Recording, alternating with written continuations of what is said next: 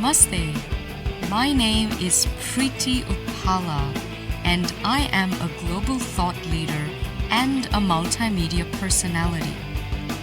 Welcome to my podcast, The Preity Experience. Join me as I explore some of the most fascinating and crucial issues that affect our world today. I take a unique global perspective on these issues, and the very foundation of my insights is humanity and spirituality. I'm Preity Upala, and welcome to the Preity Experience. All right, woo! Hey guys, welcome to the show. So Kevin, I just got on the internet, and I went to the event, and I can't seem to find how to get live on my phone. So I hope we got 8 viewers, so hopefully other people can find it. I wanted to share it, but anyway, so it's been a big week. We're dedicating the show, by the way, to my older brother who just passed, Scott F. McDermott. I love you, Scott. I know you're watching down on me now. I really appreciate everybody checking in tonight, and let's make this a fun show. So we got a big snowstorm on the way here in the Northeast. I've been in LA for the last 7 years, so I don't know if I'm ready for this, to tell you the truth. My blood is still thin. I'm still like I'm still like a lizard. You know what I mean? Lizard in the sun in LA, and I'm gonna freeze. My blood is gonna freeze. But you know, there's one thing I love about New York drivers, is that in a snowstorm, New York drivers know how to drive. You know, New York drivers, you'll be on the highway, you'll be good. They'll be going 75 in a blizzard, following the taillights behind them. They're fine, no problem, going 75 miles per hour, no headlights. They don't even care. You know what I mean? They're fine. LA, there's like a puddle in the driveway. An LA driver will go through that puddle, spin out, and kill their cat. You know what I mean? They don't know how to drive. They don't know how to drive. Like there's a cloud in the sky. Everybody slows down to 20 miles per hour. So at least I don't have to worry about that here. I know. Everybody says it's the oil that comes out of the pavement, and everybody's afraid of hydroplaning. But let's be honest, okay? LA drivers just don't know how to drive in the elements. Okay, let's be honest. So it's been a crazy week. I don't know. I got my ghost cup, by the way, today. I got the ghost cup. My cup also died this week, but I'm keeping it. Its spirit remains. It does, and there are spirits in the spirit. All right. So it's been So it's COVID dating. I can't figure out how to do it. I can't figure out how to do it. You know, you got to bring it like an oxygen meter with you, and a thermometer. Have they tested cryogenics? It's like, hi, yeah, sure, I'll make out with you, but first, here's a rectal thermometer, and put this oxygen meter on your thumb, on your finger, whatever works, and then we'll make out with masks on. If we have sex, it'll be through a sheet. You know, it's I don't know how to do it, dude. It's crazy. It's crazy. What else has been going on? Just the crazy Tom Cruise news. How about that? Tom Cruise is yelling at everybody on the set. And you know what? People get upset at Tom. I call him Tom because I know him from the tabloids. And people get mad at Tom. Tommy, I like to call him. He doesn't like it, but you know, at least in my imagination, he doesn't like it. But I do it to rib him. But Tom Cruise gets on the set. He's on the set. Now bear in mind, this man is employing thousands of people, and all those people are eating at all the restaurants and all the places, and they're ordering and these guys are not obeying the COVID rules. In my opinion, I would yell at them too. I'm like, isn't this the most expensive movie ever made? He's shooting some of it in space, right? You don't want COVID in space. You'll explode, right? Doesn't it cause the blood vessels to open and stuff like that? He'll be in space all of a sudden. Hey, I'm feeling sick. Pop! All of a sudden, Tom Cruise has exploded all over the capsule. Okay, you don't want that. You don't want exploded Tom Cruise all over the capsule. Okay, but besides the fact that it's a mess, I mean, come on, he's fun to watch. I mean, all his antics. I want him to jump on more couches and profess his love for women, even though he likes men. I want all this stuff to happen. I don't want to lose Tom Cruise. He's too much fodder for comedy. And to be honest with you, I like every movie he's done, almost every movie he's done. But that's just my opinion. That's just my opinion. And we have some other stuff going on too. But let's make Kevin big. Let's make Kevin big. Guys, welcome Kevin. He's only got half a head. That's okay. It's disintegrated, but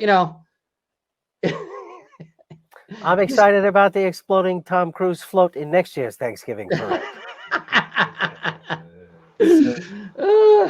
Everybody flipped out on Tom Cruise for like you. I that's my Tom Cruise impression. You. He's Tom Cruise. He's okay to take it. Dude. I'm sorry, but that dude. Did you see the last movie he did? He did all his stunts. He jumped across buildings with no protection, like not even a condom. And he You don't know that. You don't know that. Nobody broke his foot. Yeah. He broke his foot jumping across buildings, and he kept going with the scene. He's a badass. He's a badass. It's an impressive career he's put together. How was your week? My week was great. Yeah? I have 6% more head this week than I did last week. How could it not be great? It's growing back. It's growing back. Just marching towards 100. Yeah, I know, really. So have you learned to play that piano yet? I have not. They're going to repossess it unless the market rebounds. So that's a great way to lull the whole show, Kevin. That's all. Talk about taxes and that's great. That's just it's my reality. Screeching halt. I'm excited about our show tonight. We got two amazing women. Yes. Two powerful, strong, amazing, funny. God, it's just I can't even believe we're lucky enough to have them both on the show.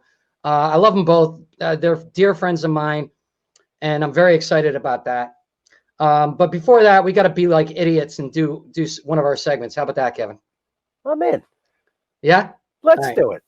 Let's do the song titles, baby. All right.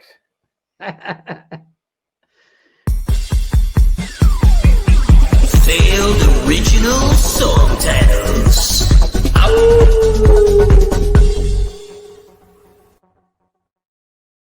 I really didn't believe you that you would look good dancing in silhouette with a wig like that, Kevin. That was really great. That was awesome.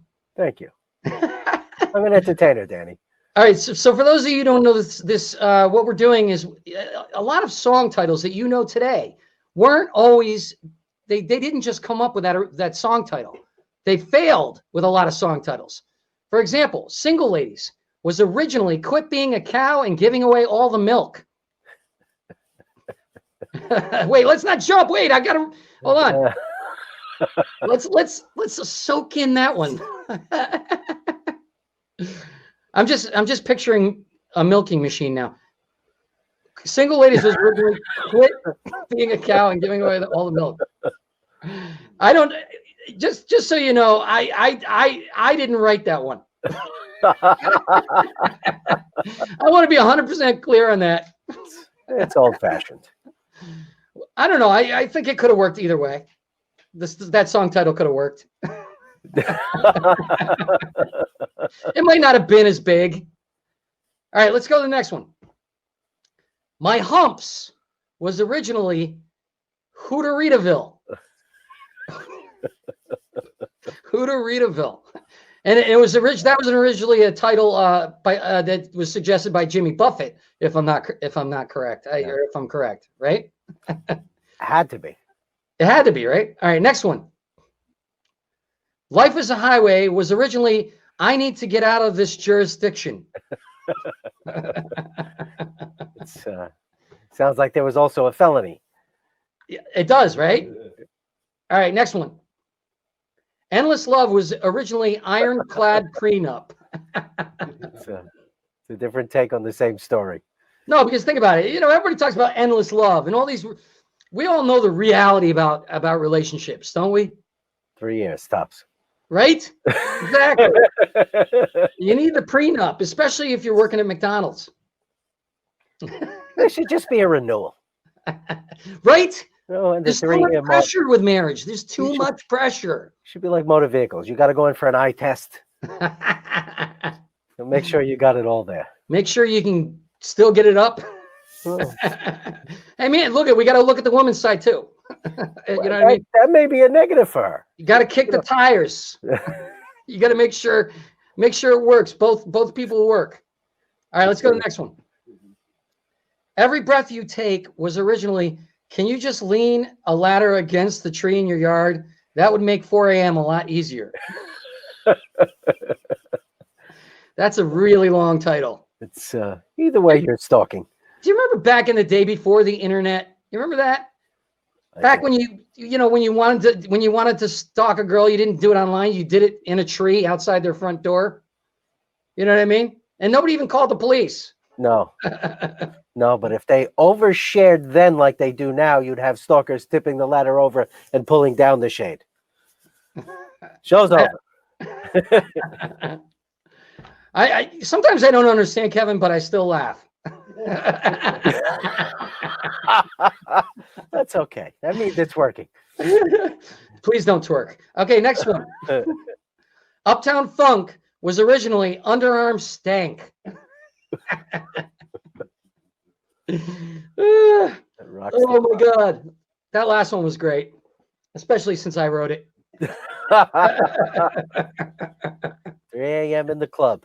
And now we're down to 9 viewers. Awesome. All right. Oh my God. We got one more. All About the Bass was originally All About the Bass because that is all about the bass. No trouble. Okay, you can twerk now, Kevin. About that bass. About that bass. Oh my God. So, I think that's the end of those. Did you say there's 10 viewers? How many protest letters do you think that dance could generate? Oh God, I'm hoping 6? a lot. Oh wait, we got more. 8675309 by Tommy Two Tone was originally 1-800-867-5309, but he thought it would really cheapen the whole thing and downgraded the message. It was right. So it was originally a sex line. Is that what's happening? It was at least teasing that. Okay, all right. It's just not as romantic when it's a sex line. I mean, for you maybe. Depends on the pricing. What I Like About You by the Romantics was originally You're Warm.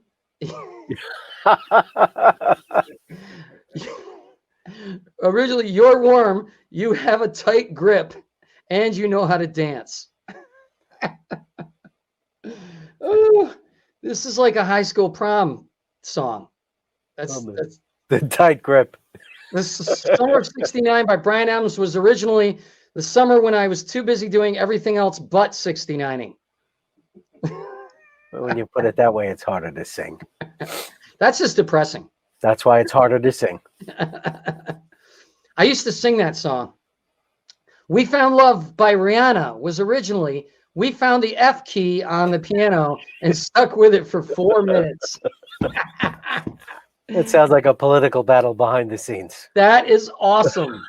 That is, I mean, come on. How many songs are like that? You know, if you sing, that's, I have a problem with a lot of the songs. Like if you hear your booty like 50 times, you need some new lyrics. That's all I'm saying. You know what I mean? I understand you're obsessed with the booty, but can you describe it a little differently maybe or something? I mean, God, it's just like too much, man, too much. All right, so I think that's the end of it. I don't know. I didn't look at the schedule today. Oh, no, there's more. Start Me Up was originally, you do not want me to drink that scotch. Oh, God, that reminds me of so many women I dated. It really does. It really does. You know when they have that one drink too many and that switch goes off, you know, They're like a perfect. They're like happy. Like, yeah, everything's great. All of a sudden they have that one drink. They're like, That's what called is wrong with everyone? Why isn't everybody paying attention to me? it's a Spank cliff me. drunk. Cocaine was originally Bolivian marching powder. I hope this isn't too high class for everybody out there. We're back to 11 viewers. That's good. That's good. 11 viewers. That's I'm so proud. Hey, welcome, Susanna. Guys, this is our beautiful, lovely engineer, Susanna, who does all the magic to make this show look amazing. How are you, Susanna? I can't hear you, Susanna. Hi. Hi. I am great. Thank you for asking. I am getting notifications that your privacy settings are making it so the public cannot see. Seriously? That is what I am getting. Oh Yes. my God. So you need to make it public. Okay. Kevin, do your job and entertain people while I'm doing this. I'm going to make Kevin full screen. No pressure. all right. Well, no, there is no pressure because until you make it public, it's not going to have a large audience. So, all right. So as we experience mild technical difficulties, we're going to have Danny back in just a moment. My head is now larger, but still only operating at 92% due to lighting and a green screen malfunction. My piano awaits my piano lessons and roughly 10 years worth of them before I can play it. And we do have just another moment. Danny will have the technical glitch taken care of, and we will be back in our typical splendor. We have an exciting show tonight, and I am looking very much forward to our guests and learning a little bit about what they have going on and having some fun and games with them. As well as I'm looking forward to Danny coming back and stopping talking. And I imagine you're all looking forward to me stopping talking as well. But until Danny actually gets this uploaded properly, that audience is going to remain in the teens. If he's... Are we all set?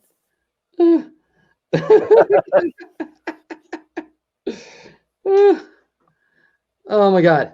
All right. Is that working now? Is it good now? I knew I was going to screw this up. That's all right. You know what it is, though? My posts are never private. I don't know why Facebook started doing that. It started making my posts private, and I don't know why. For whatever reason, it does occasionally. Once one switches, it stays that way. All right. Well, Susanna, how are we doing now? Is it public now? Rudy is saying people are trying to watch and it's not working. But I just sent him the link, and it says it's public. Kareth shared it, and they're watching on her page. So right, I say it's good. Let's continue. We have 15 people. We're good. All right. I knew I was going to screw this up. We're good. Although it's not me, it's Facebook. We'll go with that. Why would I ever post? I'm a public figure, man. Why would I ever make my stuff? Why would I ever make my stuff private? I have nothing to hide. I have nothing to hide. You've propped that ladder against the tree for the 4 a.m. exit. Watch all you want, people. Yes, all those stalking things were true. That was me as a teenager. I'm not going to lie about it. All right, so hopefully we got it going now. Susanna, just let me know because but we is it going good? Did you make it public? I did it on my page. On the post. Did you make the post on my posts on my page? Yes, but on the Danny McDermott show, I don't know. I will do that. Yeah. Are they? He's saying no, but no. I blame Rudy. No, it's not Rudy's fault. Rudy's doing everything. Guys, you're okay. So Marianne says yes. Oh, hold on. It works. I left and came back to check. So Okay, it works now. But we're good. But Rudy's people are very important because he's put it out to 1.6 million people. So we need to make sure it's good for Rudy. Guys, this is what you call a 2020 show. It's a disaster. That's okay. This is what happens when you try to do a show in 2020. What was that, Steve? Okay. I thought Steve's one of my writers. He's here just hanging out and making fun of me. We'll get it fixed. We'll get our guests So on. Susanna, please talk to Rudy. Make sure everything's good. Guys, guys in the chat room, thank you guys so much for hanging out. We got 38 comments. All right, this is good. This is good. We're doing good. There we go. We got 19 now. Now we're cooking. All right. Now we're cooking 20. All right, we're cooking with gas now. This is more than we've ever had. That's 19. because this is going to be the best show we ever had, Danny. Well, it will be. It will be. We have great guests. It looks like we're good to go. Oh, good. She put a thumbs up. So Rudy's good. Okay, good. So all of you guys who we blocked from seeing the show, welcome. Facebook did it, not me. Just so you know. All right, I think it's time to bring in our first guest now that everybody can be seen. So she is a thought leader, geopolitical expert, director of Omnia Institute, author, Hollywood producer, speaker, Dharma ambassador, heterodox polyglot, ex-I-banker, she's visited 100 nations. So please welcome Preity Upala. Hey. Namaste, everyone. Namaste, Danny and Kevin, and to your wonderful audience. Thank you for having me again on your show. Well, thank you for coming. You are awesome. Welcome back. You. Oh my God. I knew this was going to happen. I was talking to everybody before the show because my friend Rudy Claire, who by the way bought this camera and gave me this camera years ago, is helping out with the show tonight. I love him dearly. And we basically blocked the 1.6 million viewers that he advertised to with some kind of weird privacy setting on Facebook. So they probably all gave up by now. But anyway, there's 12 people. Hi. Yay. Woo. You look beautiful tonight. Thank you. Thank you. Yes, and I do too. So how are you? I'm so well. I hope you're all good too. What a year it's been. What a week. Oh my God. It's not over yet. It's like every day it's another fiasco, right? Globally. And I'm just as somebody who speaks and writes on geopolitical matters. There's so much craziness going on all around the world. All sorts of leaders saying all kinds of funky things. So it's really interesting. But it's been, I'm blessed. I'm healthy. I'm happy. It's a big week for me because I have kind of interviews almost every day. But this Saturday, I have 2 huge events that I'm hosting back to back. I'm so excited. I'm so excited about this because I'm a huge fan of one of the speakers you're going to be working with. Oh, Deepak Chopra? Yes, I've read some of his books. I've done some of his meditations poorly. I've been a big fan of his, seriously. No, I love him. He's great, and he's such a great ambassador for Vedic philosophy and that sort of Indian culture and Indian spirituality, really, which he has kind of showcased to the world, and he's done a great job at it. So the first event is a fundraiser, and we're both speaking on it.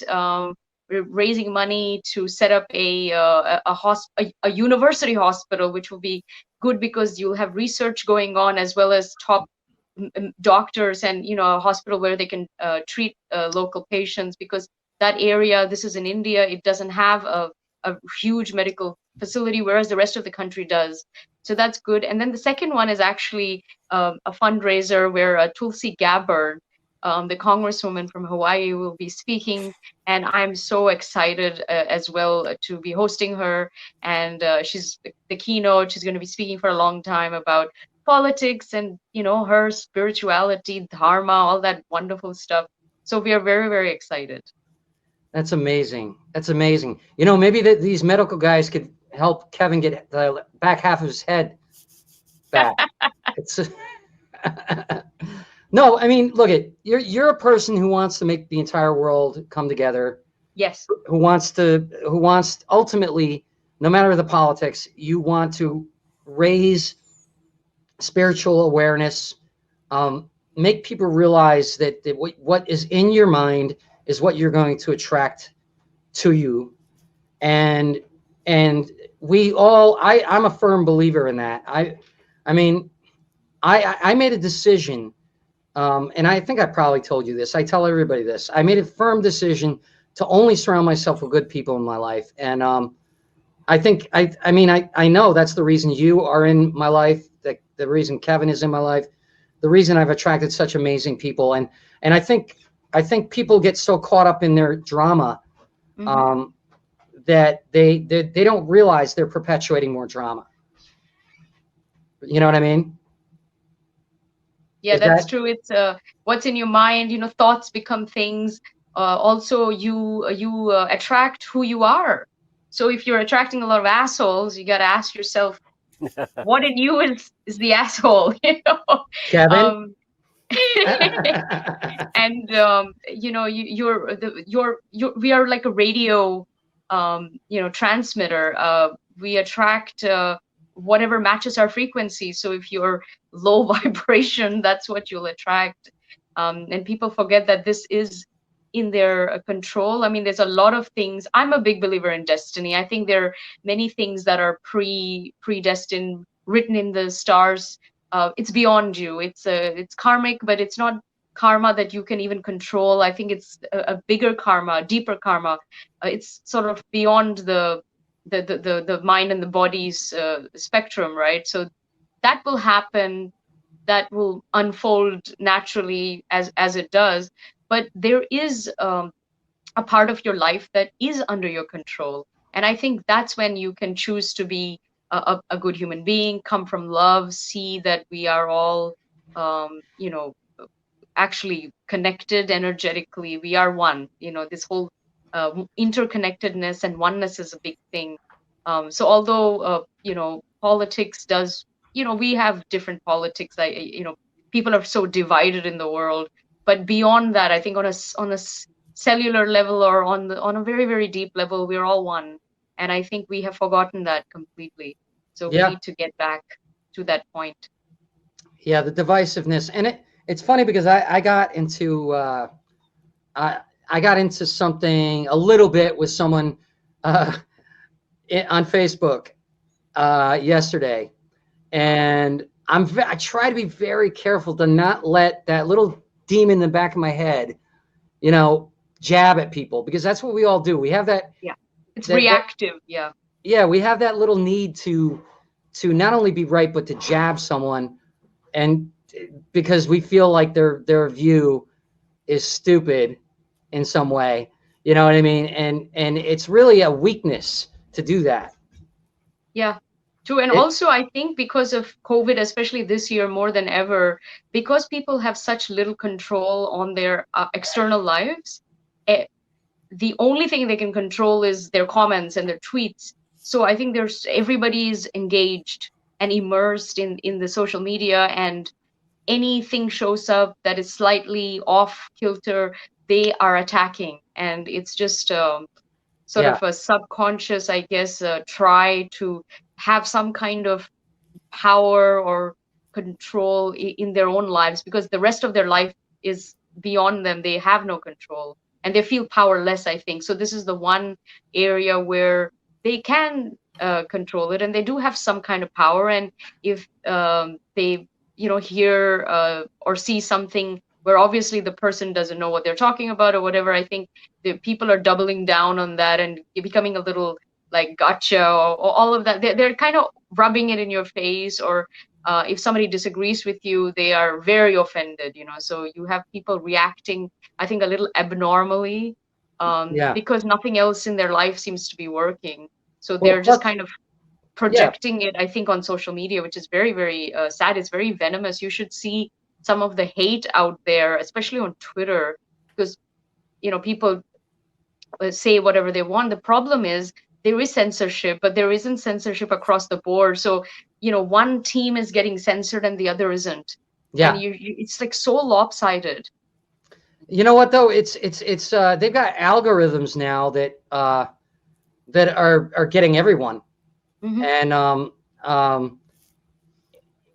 like swear words or words that are derogatory. Sometimes people are getting kicked off and the more times you get kicked off, the longer you get kicked off.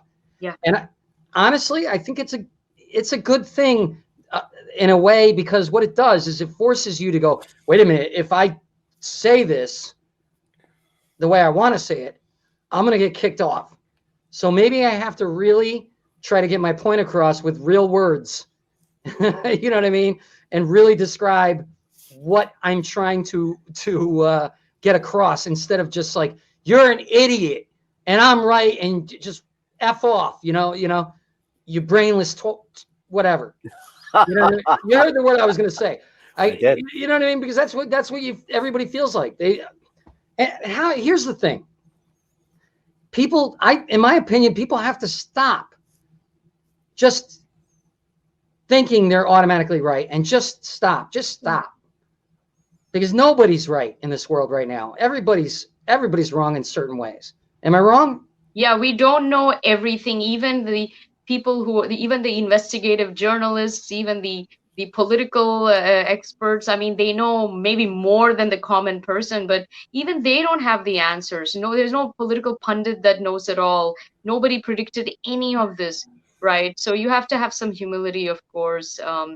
And it's globally, it's like this. It's not just America, it's everywhere around the world. And also, it's not going to end anytime soon. There is so much coming. I mean, I don't know how much you're keeping up with the astrology, but 21st of December is this great big event happening in the sky where you have Saturn, Jupiter, and Pluto in Capricorn, and they are all going to be kissing each other. They're going to be on top of each other. It's like like exact conjunction, I think, which is It's like a once in celestial a orgy.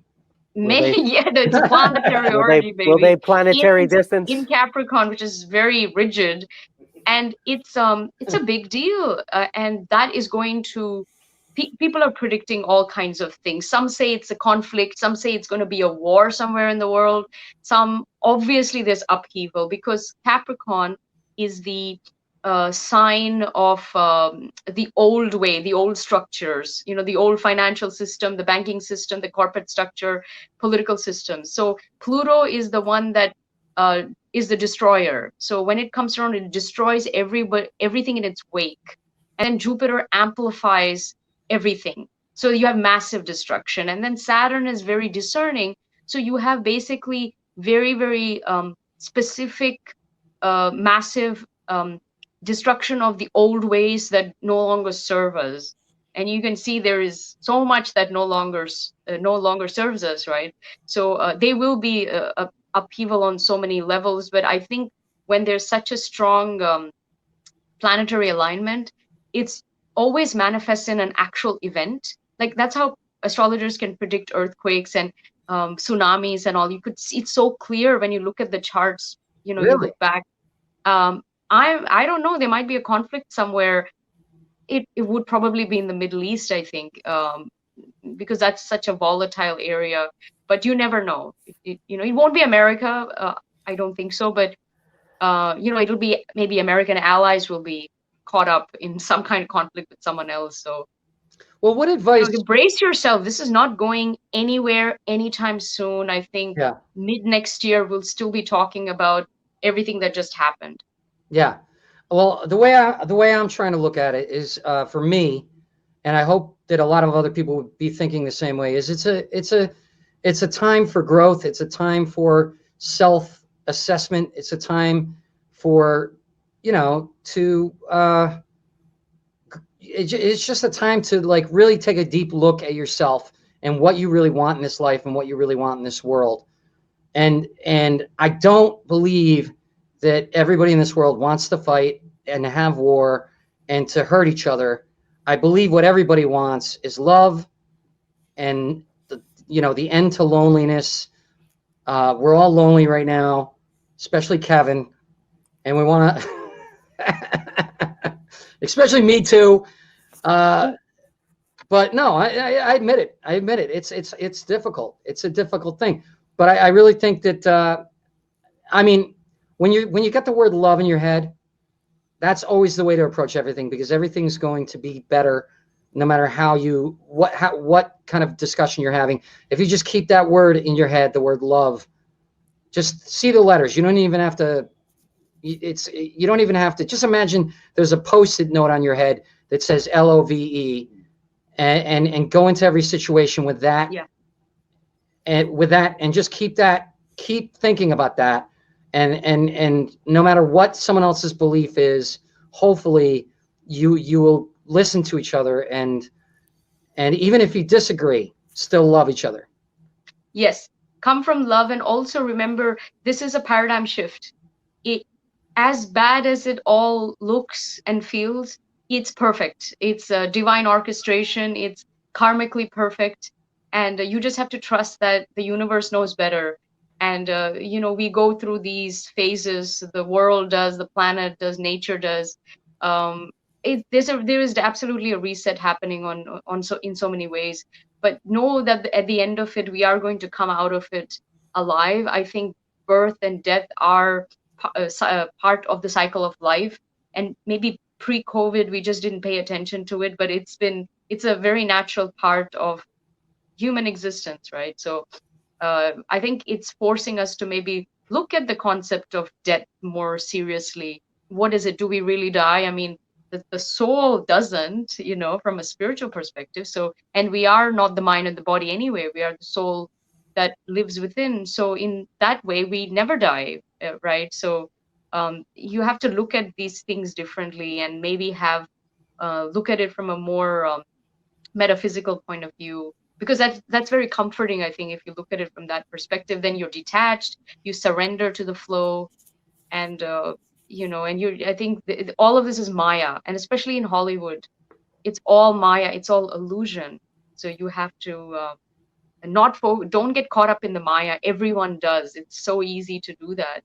Just detach yourself and look at it like outside in, and you'll see it's all love. And you'll see that it's all fine, and years from now we will look back, I think, and maybe I think the world might be a better place in some ways. I know that the next 10 years are going to be very, very volatile. Whoa, 10 years, and slow down. financially as well. I don't want to hear 10 years of pain. No.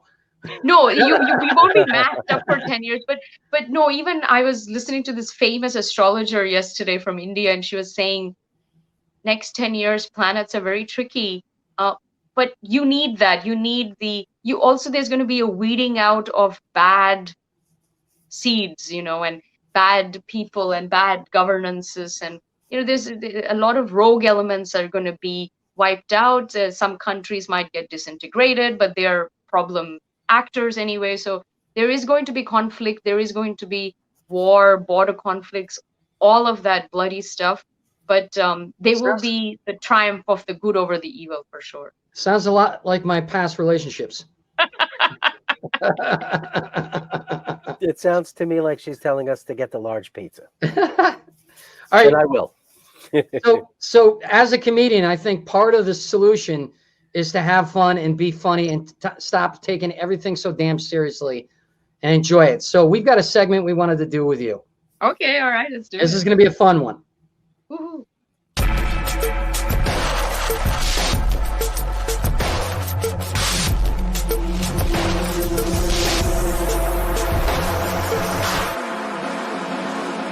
Idaho or insanity?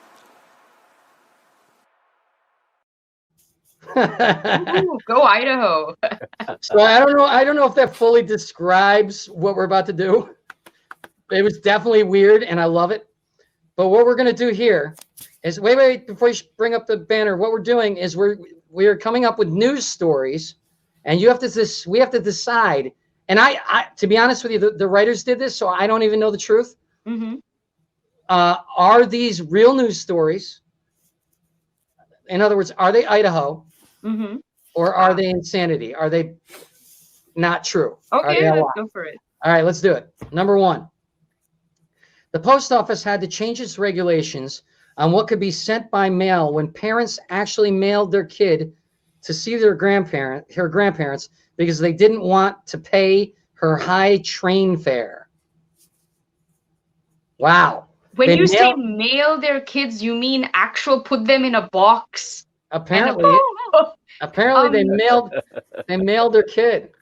So it sounds ridiculous, but I think maybe so they don't want to put them on a train, but maybe they want to put them in a courier.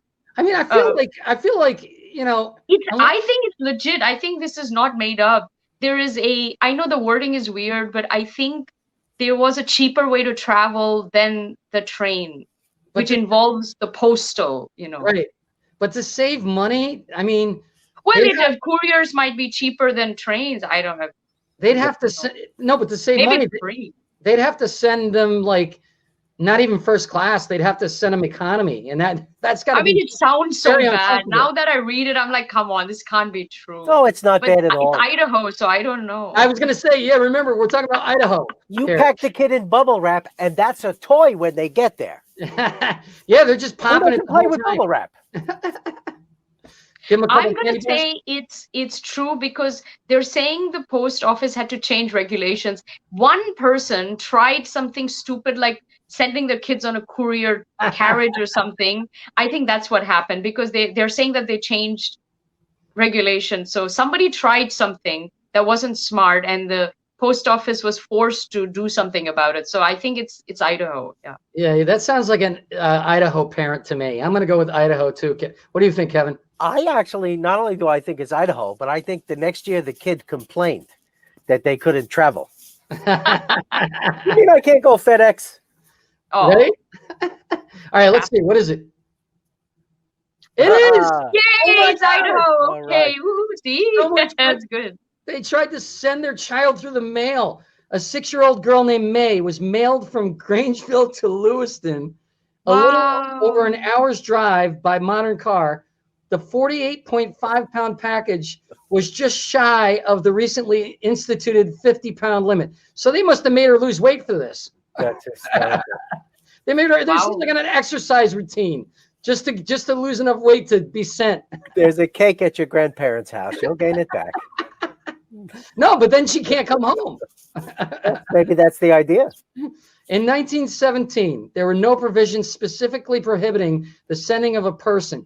The postage total was a paltry 53 cents in stamps, which had been attached to the girl's coat. Oh my! Well, they were nice enough to pay postage. They're very honorable people. Here, hold on, honey. Here you go. Let me take this. That's so cute that they paid for the postage. I think that's very honorable. She traveled the entire distance to Lewiston in the train's mail car and was delivered to her grandmother's home by the mail clerk on duty. Wow. It's a good ending. That is a great find. Oh my God. Great story, actually. Yeah. I've got great writers. That's amazing. All right, let's see what the next one. A man's unique proposal went viral this summer when he spelled out the following proposal to his girlfriend in her backyard with about 200 netted gem potatoes borrowed from her father's potato warehouse. Olivia, will you marry me? She was delighted and said yes, but thought he was bringing her outside to give her a puppy. Okay, see, that looks, with the picture, that's got to be true. That's got to be true, yeah. We should not show the picture because it gives it away. I'm going to give the same answer I gave last time. I think it's true, and I think she's still disappointed, and he also has to get her a puppy. And these are Idaho potatoes, I'm assuming. Yeah, I think they mailed the puppy, Kevin. That's a... Or they mailed the bride. They taped potatoes to the puppy. Okay, so we know it's true, right? Is it true? Let's see. I think it's got to be. It's got to be true. got to be. Oh! See, I'm like, why are they giving you a photo? That's dodgy. Wait a minute. I think the photo was to mislead us. Did my writers actually go out in their backyard and No. do that potato thing to It happened- fool us? Is that what happened? It happened in Canada. Okay. Oh, it happened. Oh, I should have recognized But not in inferior Idaho. potatoes. not in Idaho. All right. Let's go to the next one. All right. Faced with the difficult task of repopulating areas where their unique habitat building skills were needed, Idaho Fish and Game officials threw dozens of beavers out of a plane. I don't get On it. the shores of Payette Lake are crates full of beavers, part of a shipment to be dropped in the primitive area by parachute from an airplane. A conservation officer runs suspension ropes through the beaver drop box. The drop crates are loaded into the airplane.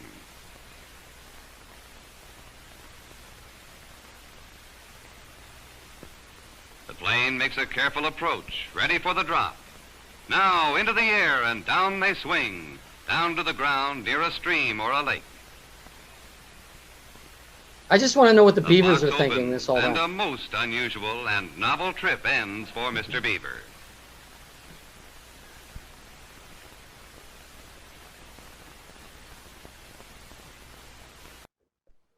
He That- seemed happy. Yeah, I'd be happy to get out of a box if I was. I want to go in. I want to be parachuted out of a box. It sounds like fun. It's got to affect the food chain too. Like the moose used to be in charge, but then beavers from the sky, I think they take over. Oh my Sky God! beavers take over wherever you drop them. That's my belief. So they were sent there to populate the place. Okay. And build dams, you would think. Stop rivers from rivering. Good for them. They're having a good time. I think it's Idaho for sure. Well, it's definitely true. Okay, there It's you true, go. but is it in Idaho? I think that's the question. Yeah. We don't need to guess. Yeah, that's all right. I think Idaho. Yeah. It is Idaho. Oh, it did. Oh, okay. All right. In 1948, Wow. numerous small wooden boxes held aloft by parachutes drifted down slowly into the Frank Church Wilderness region. Each box had air holes, thank God, and contained a pair of beavers. Oh. A pair of beavers. No beavers were I thought it said insured for a second. Injured. And all of them went on to build dams, make more beavers, and generally do whatever the beavers do. I think that's so cute. That's Loosely really what I cute. said. Oh my God. That's crazy. That's insane. Beaver. Go Beavers. That's actually how I first saw Idaho. And they had Jumbo Drop. They should have Beaver Drop, the movie. Of course, that was a movie in the porn channel. Anyway, I'm guessing. Kevin was in it. Next one. A couple in Idaho made their wedding memorial by adding a pair of cows to their wedding party as their ring bearer and flower girl. That's got to be true. That's very believable. Come on. No, false. You don't think it's true? I don't think it's true. Oh, it's That was in another town, maybe. Okay. We've heard of wedding vows, but as far as we know in Idaho, there haven't been wedding cows. Okay. No bride is going to agree to up the likelihood of stepping in shit on her path to wedded bliss. No, but at least if any of her bridesmaids calls her a cow, that should be like, no, look right over here. That's the real cow. Oh. All right. In an attempt to curb weed-loving thieves who kept taking them, Idaho transportation officials replaced both 420 mile markers on the U.S. Highway 95 with signs saying 419.9. That sounds like L.A. Oh, that's so funny. Wow. For those of you who don't smoke weed, 420 is the date where weed is celebrated. Why is that again? It started with a high school in California. Not that I know anything about this, but that was the time of day that a specific group would get together to indulge, and they became known as the 420 Club, and then that spread from there. But I'm just guessing. I mean, that definitely sounds like something college kids would do.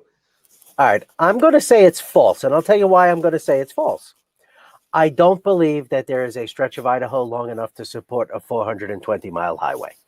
It would be north to south because Idaho is a long state north to south. Ah, okay. But I don't believe it's that long. So I'm going to say it's not true of Idaho, but true of every single state that has a highway that's got a 420-mile marker. Yeah, I'm going to say false too. I'm going to guess it's a different, because you convinced me, Kevin. I think it's a different state. Probably. I'll say it's Idaho. A lot of funny things happen in Idaho. So. Oh, Wow. Okay, so it happened. So they were wow. But Washington, oh my God, they did it. That's crazy. Wow, That's good hysterical. for these. I think the officials are really very proactive in Idaho. Shocked I know, it didn't right? happen in Texas and California. I just want to know how many times they stole those signs to get them to change it. And I mean, that's printing. actually, How much does a printing for those signs cost? It's got to cost some money. Expensive. you know, Yeah. now I'm sad because I've actually been to Coeur d'Alene. Now I wish I stole some. I've driven through. It's beautiful. Absolutely beautiful. One of the most beautiful parts of the country you'll see. Wow. Is Coeur d'Alene. It's a beautiful lake set in the mountains. Oh, I can't. It's I've heard so many majestic. things about Idaho. I really You- must go there. You come around a bend and it's just there, and it's magnificent. All right, since most of U.S. highways don't cover more than 400 miles of the markers, you're right. I would have thought Texas, maybe Alaska. Coeur d'Alene are unique. I tried to pronounce it when the pronunciation was right there.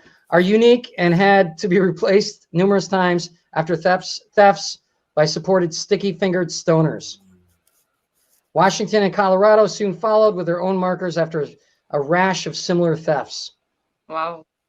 I believe that. I believe that 100%. I think if the All show right. viewership goes up in places where there's a 420-mile marker, I think the viewership will go up and the signs will come down. So Preity, before you go, or you can hang out, but we want to know tell people about where they can find you and when are these speaking engagements?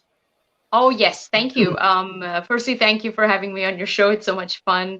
This Saturday, I think if you go to my Facebook or Twitter, the Preity Effect and Facebook page, I have lots of posts. I think the link is there too. It's right on the bottom. Yeah, and Going please across. check it out. And you can find me all on Instagram as well, on YouTube and so on. So yes. this is his second appearance as well. What do you call him? Your soulmate bear? Is that what you call him? Adonis. Adonis. That's Bear awesome. humbug. That's awesome. So thank you so much. And guys, great to connect with you and hope to see all of you again and hope to be on your show again. Of course you will. You're the first person to be on twice. Always a pleasure. Ooh, I feel so special. And you are. All right. Thank you so much. Okay, namaste. Bye. Namaste. All right. She's great. Yeah, always a good time. Awesome. I always And- love having her on. I'm excited for our next Pretty, guest. if you want to stay till the end, we do have one more segment we can do with both of you guys. But we've been running late, so I do want to bring on our next guest. Looking She's forward to another very close friend of mine. She's a comedian as well as her name is Kareth. She's featured in 2 hit documentary films, Can We Take a Joke and No Safe Spaces, which have garnered accolades in the Washington Post and Time magazine, as has her TEDx talk. Please welcome, Kareth is the author of You Can Be Perfect or You Can Be Happy, a top 15 bestseller on Amazon. Please welcome Kareth. right. Let's hear it. Hi there.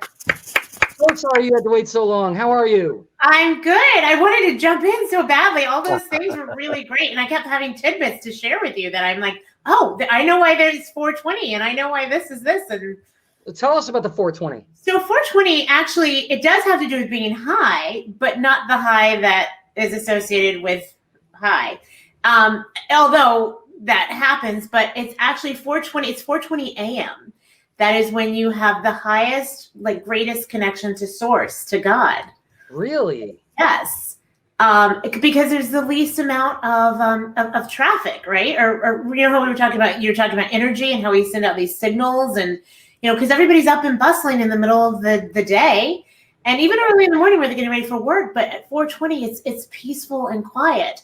But 420 in the afternoon is also a very good time to just kind of take a siesta like they do in Europe, All right. and just kind of chill and calm down. But it also is, a little time for some shaking and baking. I've often heard Jesus was the Most High. There you go. That must explain why I have to get up at 4:20 every morning to go pee. That's It might, my friend. And while you're there, you might as well be like, okay, God, what are you trying to tell me? Oh my God! It's right now. There's 11 people watching with 11 emojis. 11. How crazy is that? That's Super unanimous. 11. I always notice that stuff. Anyway, so we've got a huge following of 11 people right now. Your book. Let's talk about your book. Yeah. You sent it to me when I was having a tough time, and you wrote this beautiful inscription in here. I'm not going to read it because I don't have my reading glasses on me right now, but it's Join the club. Let's see. I love how long we've been friends. Thank you for making the world a better place with your talent. May you always find the funny, and may you always choose happy. Love, laughter, Kareth. Thank you for this. You're so welcome. You're such a wonderful person. You really are. Thank I've you. always been grateful to know you. Thank you. So tell us about the book and tell us how you came up with it. And well, like you said, we know each other from our comedy days, right? And yeah. I think we've all had these lifetimes, and we've reinvented ourselves over so many different arenas, from acting to being in the media. I was an on-air TV and radio personality with Imus in the morning, and other things. I did Best Week Ever and Comedy Central, all that stuff. And I never thought I was going to be an author, just like I never thought I was going to be a comedian like that. I was supposed to be like Oprah. I was supposed to be a journalist. Okay. But life has a funny way of kind of shifting things for you. And I actually wrote this book. It was right after the idea came after I had my first child. And I was in just kind of a new mom tailspin, and I was beating myself up mercilessly. I share about it in the book why, but and a friend of mine said, Kareth, listen, you can be happy or you can be perfect. I choose happy. Yeah. And while the heavens should have opened up and a chorus of angels should have sung, it was just a nice thing for my friend to say, who was trying to offer me comfort. But it always stayed in the back of my head, and I juxtaposed it. You can be perfect or you can be happy.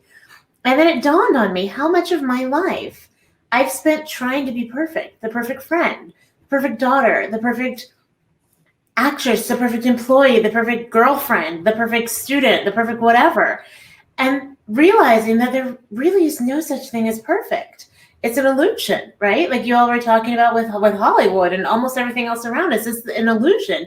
And yet, what was that costing me, this idea of trying to achieve perfection? It was costing me time. It was certainly costing me opportunities because I was missing out on things. So I'm like, oh, I'm not good enough for that, or I'm not perfect enough to try out for that, or whatever. It cost money, and it cost me joy and happiness. And when that clicked for me, I realized, I'm not the only person who needs to hear this. And it truly was like divinely inspired. I mean, I wrote this book, most of it between 3 and 5 in the morning on my phone. Wow. I mean, that's as a comic. I mean, you have very little time. To be honest with you, I've been doing it. God, I've been in the business I used to run those shows in New York. I've been in the business for 30 years. I didn't even try to get a late night talk show or any of that stuff. I don't know why. I just always liked doing the work and working on my art. And I never did all the things to try to promote myself. Like, I don't know how you did it. I envy your drive to be able to do that. My drive has always been to just get on stage and do more shows and write more stuff. And the business of it always bothered me. And things only started to click more for me when I decided to surround myself with only good people. Yeah, that's important. And listen, don't think that I, wasn't hesitant. I mean, if I had my way, this book, I'd still be writing this book and editing it and trying to make it perfect, right? Like, this is a perfect example of your mess is your message. And my doing this and getting it out there, I mean, yeah, there are misspellings in there. I even had 2 editors. There are things that could be correct. There's some things that maybe got left out a little bit, but it was you. I was speaking with one of your producers earlier and talking about why, how it's so important that it's not that I'm not scared or I don't have fear in my life, but what overrides the fear is my wondering, what if? What if I don't do this? What if I don't go for it? What if this opportunity doesn't come around again? And I've had those experiences. I share in the book about, getting a call from Comedy Central. My manager, you remember Marty Fisher? Yeah. Right? Yeah. Got a call from Comedy Central, and they wanted me to sit on the dais and be on the roast for Larry the Cable Guy, who's a dear friend. And I was a young comic at the time. I mean, I think I'd only been doing it five and a half years. That's a huge opportunity for you were only doing it for 5 years at that point? Yeah. And I made the mistake of asking other older comics, like, because I'm like, I don't even have my 45-minute A-list yet, that set. Yeah. I'm not a national headliner just yet. But all of these things, right? All of these things that I let expound in my head to keep me from saying yes. And I ultimately turned it down. But I also had a lot of other comics who were like, you only get one chance to make a first impression. And, and I let that get into my psyche, not thinking like, oh, they're probably like, oh, maybe a little jealous that they've been in this game 15, 20 years. Absolutely. And like hindsight is 20/20, right? Yeah. So I said no. And I of course, I felt terrible about it, but I was like, oh, well, I want to, I'll get another chance again. It'll happen again. Well, so the moral of the story is I'm in LA. I don't know if we were over there at the same time with each other, but I'm in LA recovering from my IMUS gig, and I see Jesse Joyce share on Facebook that he got a writing gig for Comedy Central, and I was like, oh my God, that's great, because we're always happy for when we see other comics get something, because we know how hard this business is. Unless they're an asshole. Well, I'm not gonna say that. I'll let you. You're like, oh man, really? That guy's so right? Really, that bitch got that? What? But I remember being like, wow, that's so great. Like, congrats. And so I wrote him. I'm like, what show are you writing for? He goes, well, I'm not really writing for a show. I'm like, well, what are you doing? He goes, I'm writing for the roast. I'm like, I'm sorry, you're what? I go, you're writing for the, and that's when it hit me that if I had said yes, I wouldn't have been alone. I would have had support. Exactly. Yeah. I would have had, you know what I mean? It wouldn't have been all me.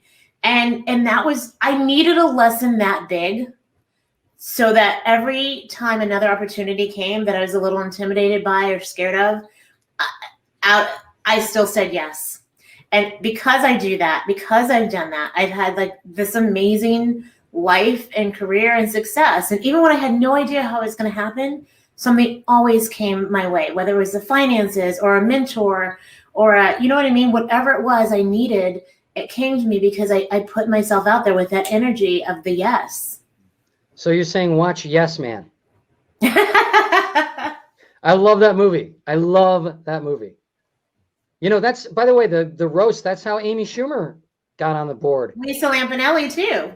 But Amy was a very new comic when she got I remember that. She hadn't been doing it that long when she got on the roast. Well, she did Last Comic Standing, and that's what put her on the map. Right, but she hadn't been, but how long has she been doing stand-up? Not that long. I remember talking with her and like offering tips and that kind of stuff. Yeah, exactly. She was very young, yes. Yeah, it was funny because I remember everybody's going, wait, is that Amy Schumer on the roast? What? I just saw her at an open mic the other day, But yeah, but that's the thing. See, a lot of comics don't know that. They've got writers to help you. They got everything. They want the show to go good. So we don't see the stuff behind the scenes. A lot of times. I mean, having been somebody who was in journalism before my comedy career, and that's why I'm not in journalism anymore, because I saw what was going on behind the scenes, and it was very disconcerting. Really? Yeah. Yeah. Well, it's all about marketing now, right? It's all about it's about sensationalism. It's about, getting the numbers. It's about, making the money. It's and keeping your audience. So letting people live in their echo chambers, whatever that echo chamber is, and perpetuating this division and this, polarization that we have, because it that fuels the machine. Yeah. Uh-oh, Danny went away. Kevin, it's you and me. All right. So, and Preity, there you go. There you go. I don't know if Danny ran out of power. So interesting. But here we are again. I was going to say, Pretty, I love what you're saying about the energy and how we are these transmitters. And yeah, I've just started learning a little bit about Vedic astrology. Oh wow, I'm a And Vedic astrologer. I'm a Jyotisha. Yeah. I was introduced. I've been watching a lot of Gaia Network, and I was introduced to Simon Chokoisky. Oh, I know Simon. I know him as a friend. Yeah, that's Did interesting. he really? He has turned me on to some amazing things. Yeah, and when he's I a very good. He's a very good teacher and a very good practitioner. Yeah. I can't wait to like actually meet him one day. And I don't know if you'll be the conduit, but he turned me on to waking up in the morning and watching the sunrise. Oh, and wow. that has been transformational for me. And I've only been doing it like a week. I mean, my physical like appearance has changed from just doing that. Like it does something for the pineal gland, it does something for the third eye. It's wonderful. Can I get up and watch it? That's the real Surya Namaskara, because Surya is the sun and it gives all light and life. Well, can I get up and watch it and then go back to sleep? Does it work? Absolutely. Can you do that? Totally. Okay, because that's what I'd like to do. Stay awake and listen to the birds.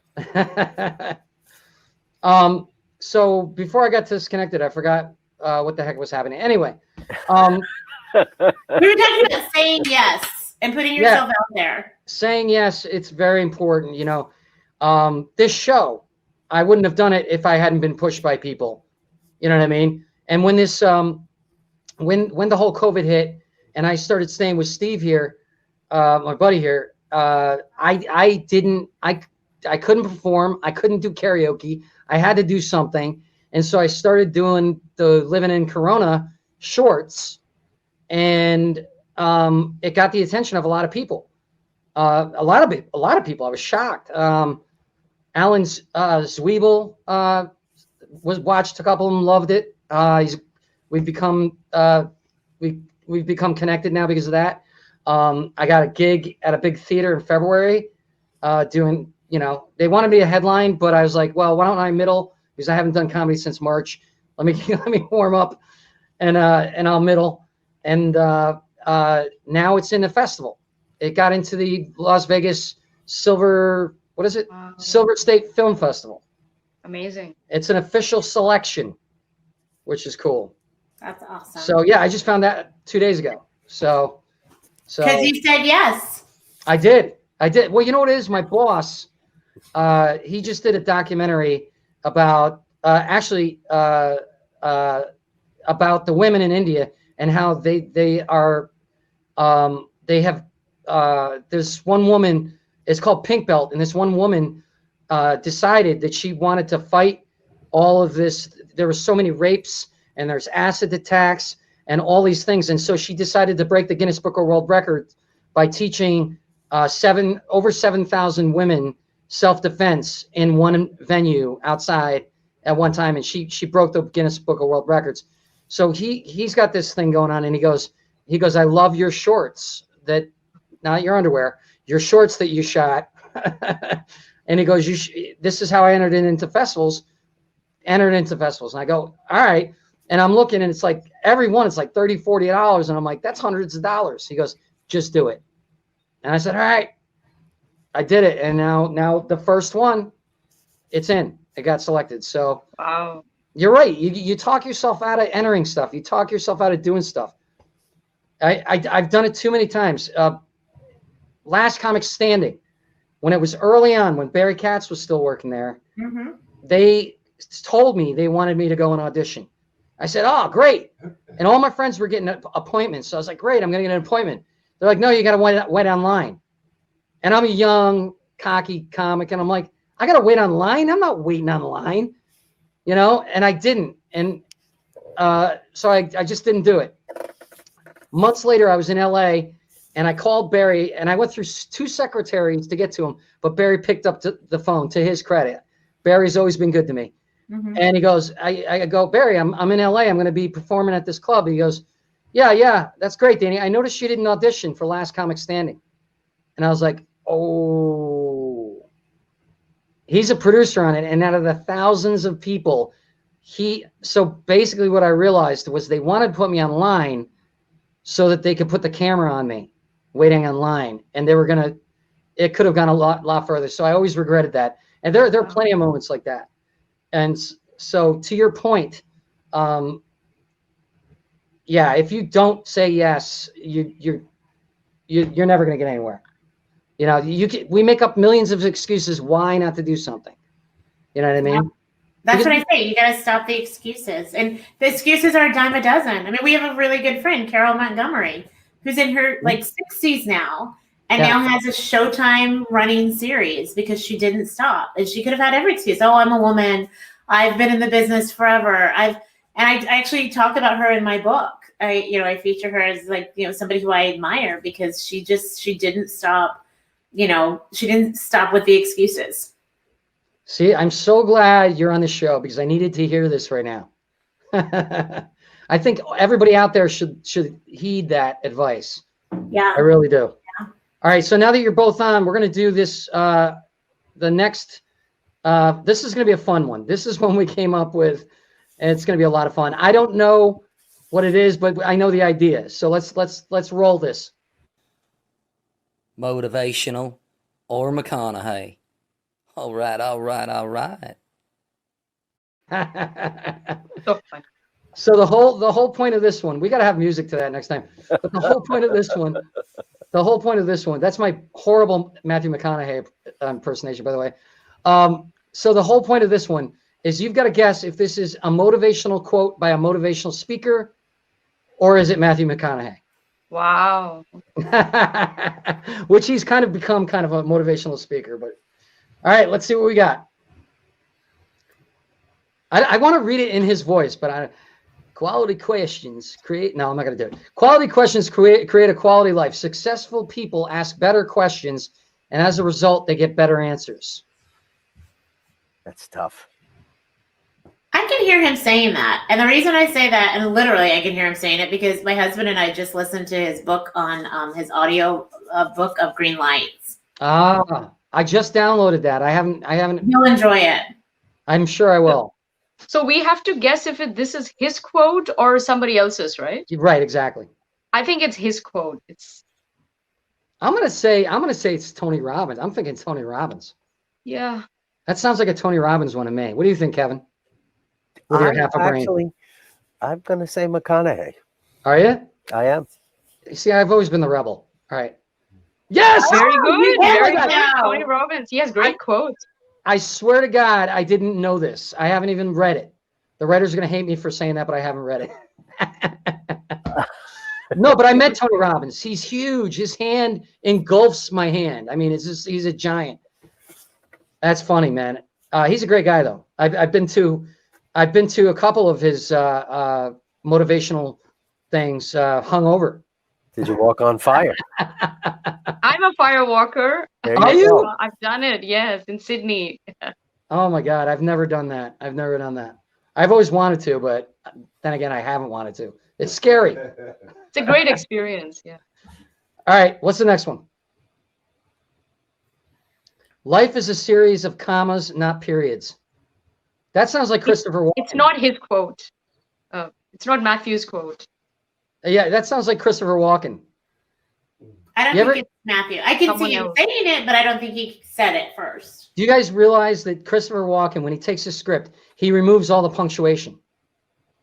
He literally. I love Christopher Walken. Yeah, that's why his cadence is so much more unique than any other actor. I'm going to say McConaughey. I'm not. No. Okay, very good. Really? Okay, good quote. There you go. It does sound now I hear his voice. Yeah, it does sound like that. In a gentle way, you can shake the world. That sounds like a pervert. Someone else. That doesn't even sound good. In a gentle way, you can shake the world. That's got to be McConaughey. I'm going to say McConaughey. I don't even understand what that means. But I feel and he probably said it. Wow. What? Oh, that makes sense now. He has great quotes. Gandhi had some of the best quotes. Oh my God. Yeah. It actually upgraded the quote to know that Gandhi said it. Yeah, because once he knew it was Gandhi, I'm like, oh, now I get it. Now, right. You were so gentle. I just didn't get it before, but then when it says, oh God, Now I get it. I still think Gandhi has murdered a few flies because I think flies are reincarnated assholes. I really do. I just don't think I don't think could have the patience. You know, to be saying. And he wasn't a Jain. Jains don't hurt fly if he was. I could see him carting the fly outside and letting it go. All right, next one. The best advice comes from people who don't give advice. That's good advice. That is a great statement. It really is. It really is. And it's not Matthew. I think it's too deep. I don't know. I'm going to say it is. And Yeah, I'm going to say he just accidentally reached that depth. Yes. There you go. All right. He's deeper than I thought he was. All right. You know what? We all make fun of him, but I mean, he's really come to his own. I think this is the real him that it's always been, and for the first time, he's showing his real self, which I like, and he's much more profound than he ever let on. Yeah. Well, I mean, he was just a pothead with his shirt off most of the time, banging bongos, and it was just what it really was he didn't care about the limelight. He just wanted to be, live, and enjoy life. But now he's taking a more proactive stance. Yes. And his drive, he's gained more drive. I think he was blessed to get into the business. Much easier than most of us have had to work.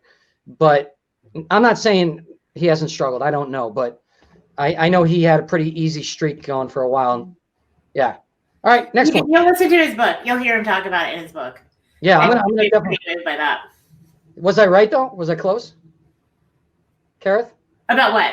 About what I was saying about his career? Well, I think he did get in, but he also got kind of typecast. And there was a point in his career when he was like, I don't want to play these roles anymore. And I'm going to tell everybody who's putting me out there that I want to make a shift. And that was really kind of laying it on the line, like we're talking about, because not everybody's going to accept you. It's like a lot of these actresses. Remember when like Carrie Russell cut her hair? The girl. Yeah, I was so upset. Lost their shit. Love her. I was so upset. All right. So next one. In the middle of every difficulty lies opportunity. That's a great quote. Not McConaughey. Not him. And McConaughey. You know what's funny? That's exactly what I was talking about COVID. I basically said that exact thing. So I'm going to say it was me. Oh, wow. Same thing. Me, Einstein. There you go. I'm great at math. He was pretty good. He split the atom. You made him believe the show. Same thing. I talk to myself all the time just to make sure you answer. That sounds like Bette Midler. That's Yogi Berra. Is it? No, I don't know. But it sounds like Yogi Berra. When I said it, you believed it. I did because he had some. We should have Yogi Berra quotes sometime. That guy was amazing. He was. I talk to myself all the time just to make sure you answer. That's from the great book, The Tao of Yogi. What's that, Steve? It's just make sure you answer. Oh, just make sure you answer. Oh, geez, that's my ADD. Let me repeat this the correct way. Thank you, Steve. I talk to myself all the time. Just make sure you answer. Sounds like a three-way call. But I don't think I'm going to understand. Like, I'm going to talk. And when it It rings, could be you him. answer, It's very but don't commanding. talk. I don't think I'm going to understand that quote unless I know it's Gandhi. Wow. Okay. Matthew McConaughey. I don't even get that quote. I don't get it either. No. You get it, Steve? What does it mean? He's thinking out aloud, but Oh, just make sure you answer, not me. Is that what it means? it could. I think there's different ways you could take the quote. What do you think, Susanna? Can't hear you. You're on mute. He just wants attention. He talks to himself all the time, just so people say, "Are you talking to me?" Yeah, I get your point. Yeah. That could be one of them. Yeah. It's funny. You got the same accent. She's got the same accent. I try. Okay. All right, next one. Do we have any more? I really should know the list of these. That's okay, Danny. It's been a long week. That's all of them. Okay. That's all. Okay. You get lists all the time. Just make sure you check them. Okay, awesome. So, Kareth, where can people find you, your book? What do you want to promote? Absolutely. Well, I'm doing a ton of things. Obviously, we didn't have as much time, but one of the things that I do is I take educational programming to colleges, universities, even corporations, redefining how we talk and have this conversation about diversity. And I actually coined the term and trademarked the word inversity because I think it's really important that instead of working from the outside in like we've been trying, we work from the inside out. But part of inversity is shifting from what separates and divides us, like traditional D&I does, to what do we have in common? How can we be truly inclusive of one another? But most importantly, and this is critical, how can we be introspective, meaning understanding your value, your worth, your connection to humanity? Because when you can see those things in yourself, that's when you can see them in someone else. And Perfect or Happy is part of that experience of going inward and understanding your value and your worth. And so this coming, December 30th, Wednesday, I'm hosting a 2-hour workshop. I call it Give Yourself the Gift of GYST, GYST, which stands for Get Your Shit Together. Because a lot of us are caught up, like you're saying, in this mire of, oh gosh, I don't know if I can do this. I don't know if I have the wherewithal, like this perfection paralysis. So it's about getting out of your head and getting out of your way. And that can be found on kareth.com, actually, or perfectorhappy.com.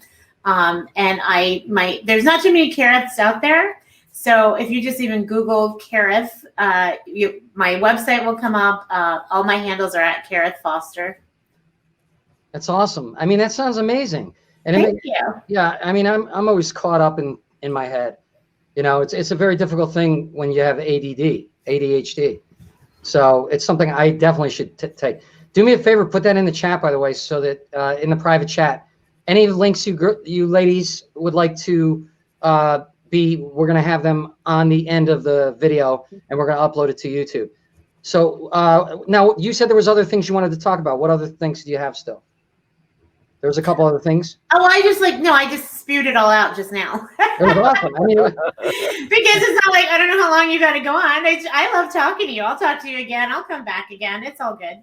Yeah, no, it's great. I mean, that's so how, just really quickly, tell me, how would you harness someone and get them to start thinking that way? I mean, well, one of the tenets that I try to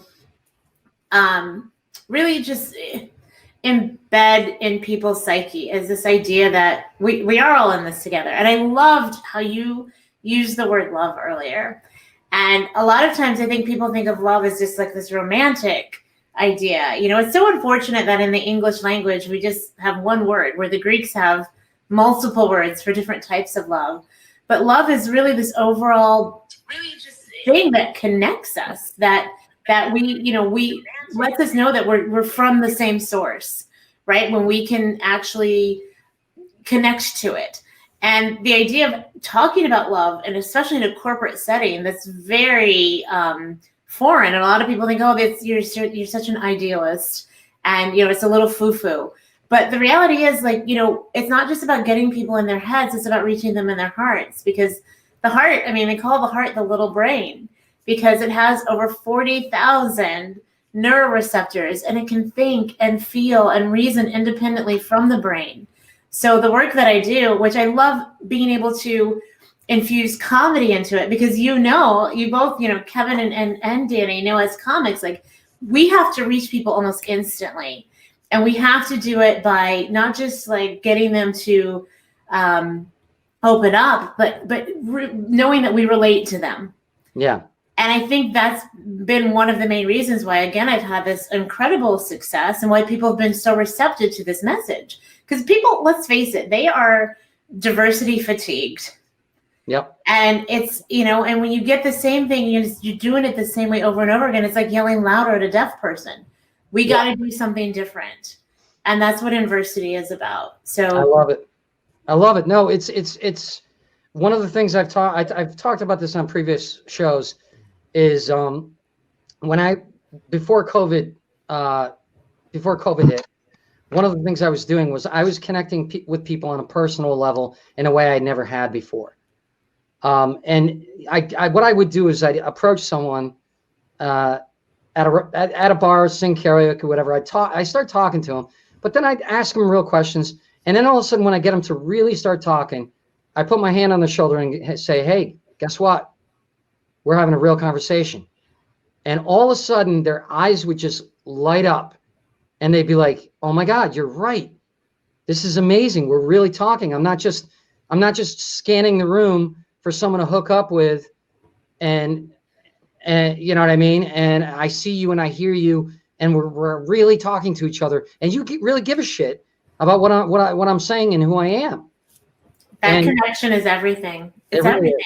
And there's a deficit of that right now, especially not just because of social distancing. You know, even before Corona hit, there was a deficit of connecting because people were just online, you know, arguing and getting caught up and wrapped up in their egos versus, you know, having conscious empathy, active listening, responsible reactions, and environmental awareness or care, like caring. And that's what I say I want people to do. I want you to care about yourself and about others. Yeah. It's like road rage. When you take away that first layer of personal connection where people are a little more distanced, it amps up the level of passion and in many cases negatively. Yeah, you're right. It's the same basic concept. Yeah, the disconnection is what causes the rage. Because you're imagining this person that's not there. Yeah. And you're transferring all your past experiences, all this kind of stuff. So yeah, we could go on and on, but I just wanted to thank you so much, Kara. I love you. It's great I love to you see too. you. Great to meet you. Nice to meet you, Kevin. It's been so much fun. Thank you. You're going to be back on the show for sure, and I'm thank you so much. And guys, please share everything we're going to put in the description. And I'd like to thank both ladies for being on the show tonight. They're genuine human beings, and I'm grateful to know them. So thank you so much. Fun show. Thank you. All right, guys, this has been our show. Kevin, I think we did good. We went a little long, but you know. We did. We had some technological glitches too, but here we are. Fun show. I always blame you. Well, it's a live show. Live is you're walking on a tightrope anytime you do something live. But guys, we're on Patreon. Check it out. Danny McDermott show. You can find it on there. We'll have it in the links. Thank you guys so much.